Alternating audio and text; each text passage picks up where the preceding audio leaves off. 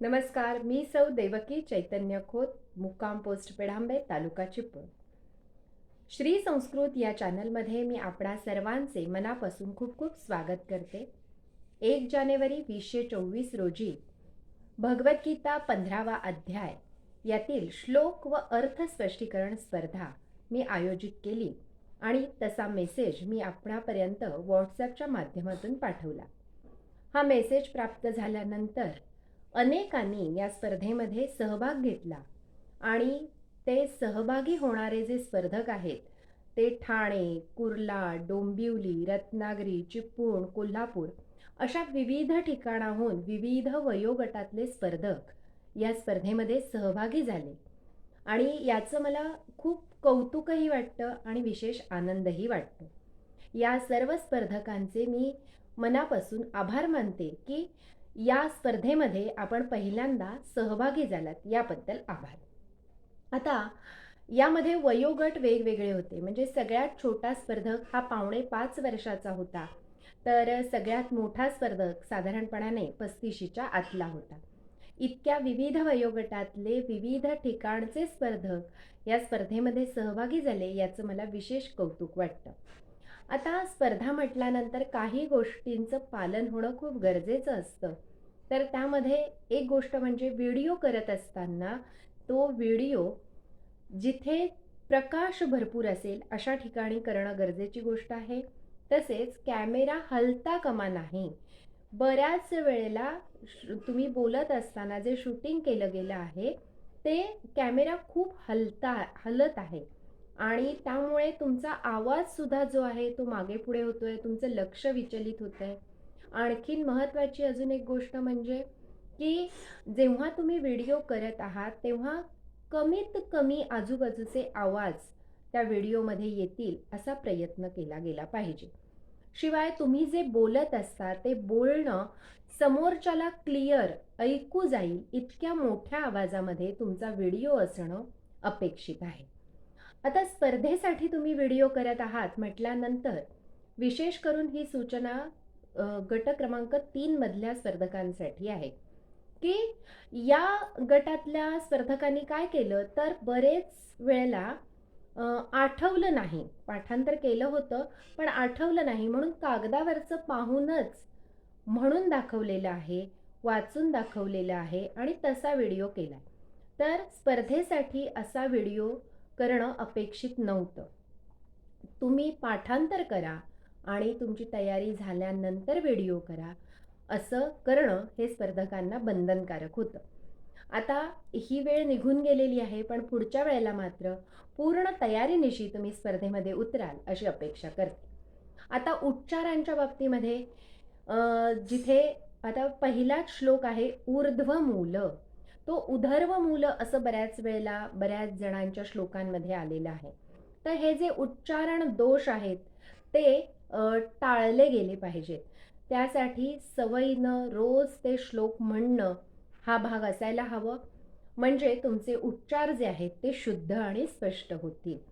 आता सगळ्यात छोट्या वयोगटातली जे म्हणजे बालगट ते इयत्ता 3री पर्यंतचा जो गट क्रमांक 1 होता, त्यांचं विशेष कौतुक मला या ठिकाणी करावंसं वाटतं. याचं कारण अगदीच लहान मुलं होती ही 3री पर्यंतच्या वयोगटाची होती आणि या मुलांनी खूप छान पद्धतीनं उच्चार केलेले आहेत. उच्चार दोष फार कमी आहेत या वयोगटामध्ये आणि त्यांच्या पालकांचं देखील विशेष कौतुक.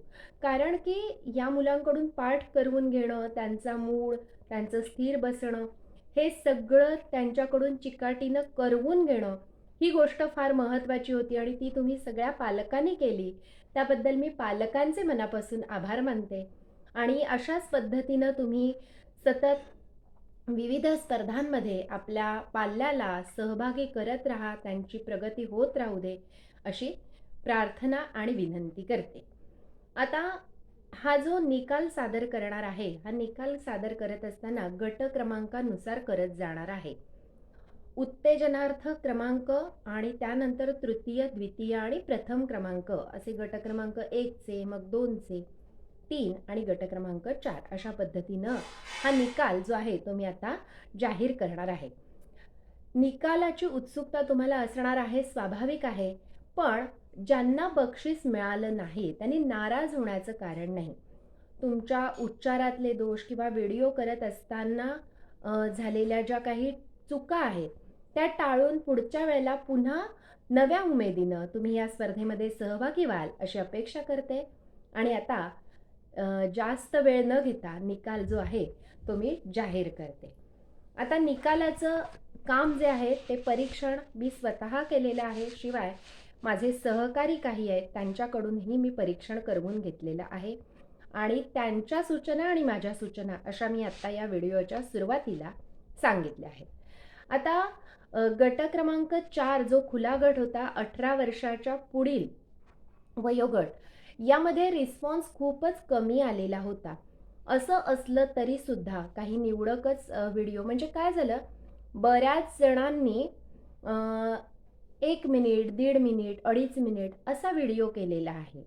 आणि जे त्याचं स्पष्टीकरण पुरेसं देणं अपेक्षित होतं ते दिलं गेलं नाही. त्यामुळे त्या गटातून फक्त 2च क्रमांक काढण्यात आलेले आहेत. तर याची सुद्धा जे स्पर्धक आहेत त्यांनी नोंद घ्यायची आहे.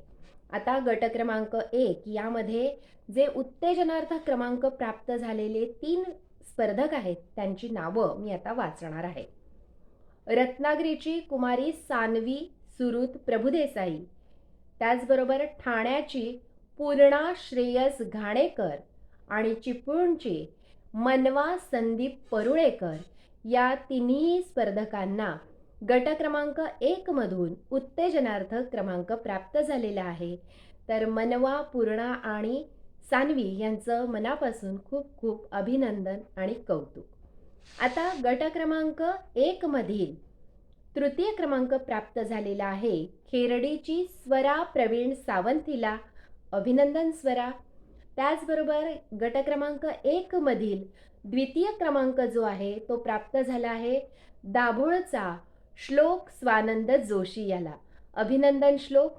आणि गट क्रमांक 1 चा प्रथम क्रमांक प्राप्त झाला आहे ठाण्याचा ओम पराग प्रभुदेसाई, याला अभिनंदन ओम. यानंतर या स्पर्धेमध्ये गट क्रमांक 1 मधील सर्व विजेत्यांचं खूप खूप अभिनंदन. आता गट क्रमांक 2 मधील स्पर्धकांचा जो निकाल आहे तो मी वाचन करत आहे. यामध्ये प्रथमतः उत्तेजनार्थ क्रमांक ज्यांना प्राप्त झालेले आहेत त्यांची नावं मी वाचत आहे. गट क्रमांक 2 मधील खडपोली चिपळूणमधील समर्थ चंद्रकांत लोटे, याला उत्तेजनार्थ क्रमांक प्राप्त झालाय. कोल्हापूरचा आरंभ प्रफुल्ल शिंदे, शिरगाव चिपळूणची श्रेया प्रशांत कारेकर आणि चिपळूणची सेजल संजय मानकर, हिलाही उत्तेजनार्थ क्रमांक प्राप्त झालेला आहे. सेजल मानकर, श्रेया कारेकर, आरंभ शिंदे आणि समर्थ लोटे हे द्वितीय गटातून उत्तेजनार्थ क्रमांक प्राप्त केलेले स्पर्धक आहेत. या सर्वांचं मी मनापासून अभिनंदन करते. आता गट क्रमांक 2 मधील तृतीय क्रमांक जो आहे तो प्राप्त झालेला आहे कुर्लाचा वेदांत मोहन बारगुडे, याला अभिनंदन वेदांत. त्याचबरोबर गट क्रमांक 2 मधील द्वितीय क्रमांक जो आहे तो विभागून देण्यात आलेला आहे.